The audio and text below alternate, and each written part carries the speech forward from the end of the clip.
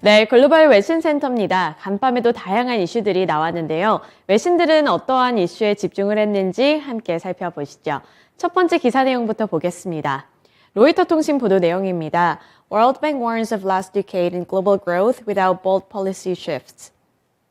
네, 세계은행에서 앞으로 경제 성장률 전망치에 대한 발언을 꺼냈습니다. 주요 코멘트부터 함께 살펴보시죠. 인더밋 길, 이 세계은행 수석 이코노미스트의 발언입니다. 세계 경제에 잃어버린 10년이 올 수 있다라는 발언도 살펴볼 수 있었고요. 또 아이안 콧의 세계은행의 예측그룹 책임자의 발언을 살펴보시면 만약에 또 다른 글로벌 금융위기가 찾아온다면 특히 그 위기가 세계적인 경기 침체를 동반한다면 우리가 말하는 경기 침체는 더욱 날카로울 수 있다는 이 두 가지 주요 코멘트를 함께 살펴볼 수 있었습니다. 이 세계은행이 오는 2030년까지 노동 공급 등을 늘리지 못할 경우 세계 평균 경제 성장률이 연 2.2%로 떨어지면서 30년 만에 최저치가 될 것이라고 경고했습니다. 이번에 발표한 보고서에서 잠재적 국내 총생산의 둔화를 역전하지 못할 경우 기후변화에 대처하고 빈곤을 줄이는 세계의 능력에는 심대한 영향이 끼쳐질 것이라며 이같이 분석을 했는데요. 보고서는 성장률 둔화 위기 요인으로 코로나19와 러시아의 우크라이나 침공 등을 꼽았습니다. 이는 소득 증가와 임금 상승에 필수적인 생산성 둔화에 대한 우려를 증폭했다고 설명했는데요. 보고서는 또 이 지속 가능한 산업 부문에 대한 투자를 활성화하고 무역 비용을 절감할 경우 GDP 성장률을 최대 0.7%포인트 증가할 수 있을 것이라고 내다보면서도 이를 이행하지 못할 경우에는 잃어버린 10년이 올 수도 있을 것이라고 지적했습니다.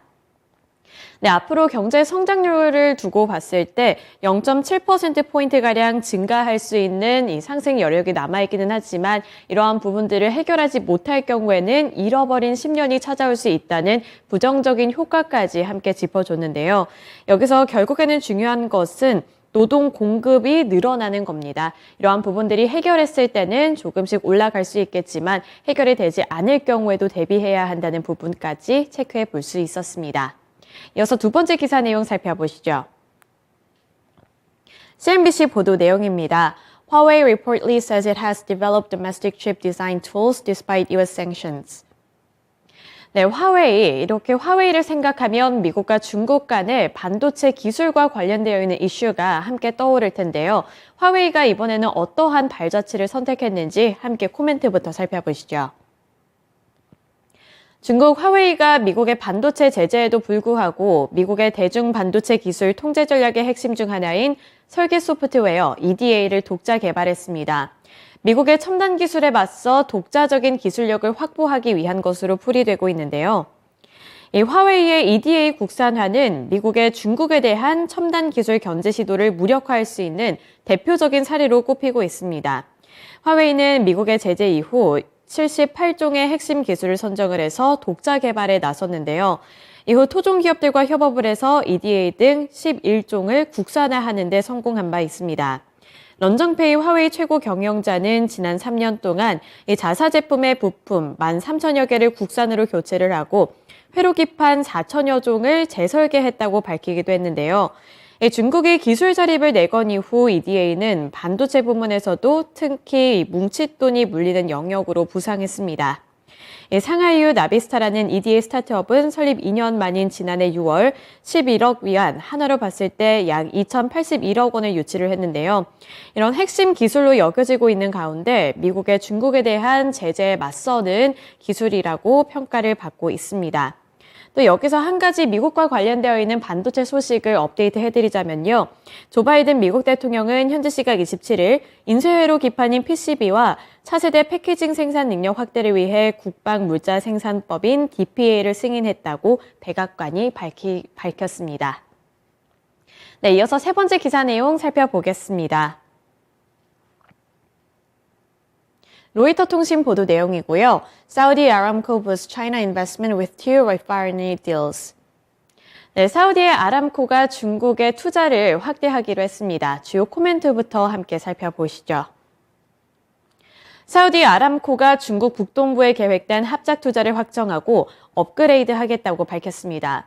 약 36억 달러의 룽성 석유화학의 지분 10%를 인수하겠다고 합의하며 중국에 대한 투자를 확대했는데요.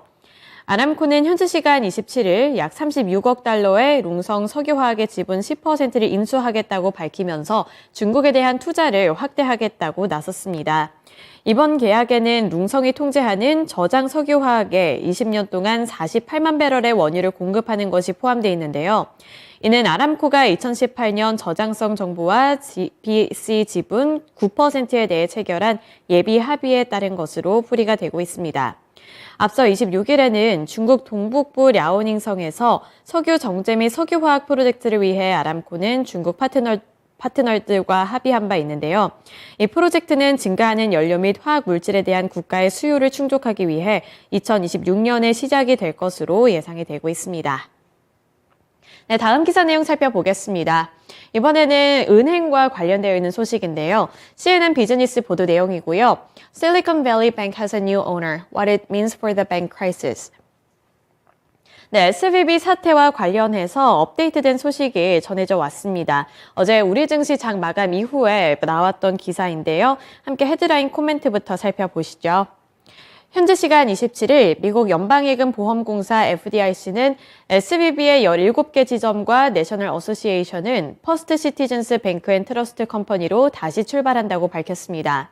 이 소식에 드디어 안정적인 기반을 찾은 것이라는 평가와 함께 투자자들이 안심하면서 오전장에서 주가는 47% 넘게 오르기도 했는데요. 이 SVB와 내셔널 어소시에이션의 고객들은 이 추후 시스템 전환에 따른 추가 공지를 받기 전까지 현재 자신이 이용하던 은행 지점을 계속 이용할 수 있다고 FDIC는 설명했습니다. 또 당초 SVB 파산 관제인인 FDIC는 사업부를 나눠서 매각하는 방안을 조율 중이었지만 퍼스트 시티즌스가 예금 사업부와 대출 부문을 모두 인수하게 됐는데요. 노스캐롤라이나주 롤리에 본사가 있는 이 퍼스트 시티즌스는 자산 규모가 2022년 말 기준 미국 상업은행 중에 30위 수준인 중소은행인데 이번에 여기서 인수에 합의를 했다는 소식과 함께 주가가 뛰어오른 바가 있습니다. 네, 넘어가서 마지막 기사 내용 살펴보도록 하겠습니다. CNBC 보도 내용이고요. Saudi National Bank chair resigns just days after Credit Suisse commenced sparked sell-off. 네, 이번에도 은행과 관련되어 있는 소식입니다. 헤드라인 코멘트부터 함께 살펴보시죠. 크레디트 스위스 그룹의 최대 주주인 아마르 알쿠데리 회장은 월요일 성명을 통해 개인적인 사유로 인해 사임하겠다고 밝혔습니다. 이러한 발언에 투자자들이 패닉을 했고 크레디트 스위스의 주가는 장중 24% 넘게 하락하기도 했는데요. 블룸버그 TV 인터뷰에서 사우디 내셔널 은행이 추가 유동성 공급 요청이 있을 경우 크레디트 스위스에 대한 추가 투자를 절대 하지 않을 것이라고 말한 지 12일 만에 나온 발언입니다. 이 발언 이후에 스위스 은행의 주가는 사상 최저 수준으로 폭락을 했고요. 또 신용 스프레드는 급등을 했습니다. 미국의 세계 대출기관의 파산 이후에 투자자들이 위험을 회피하면서 모든 유럽은행의 주가를 끌어내리는 데까지 영향을 끼쳤고요.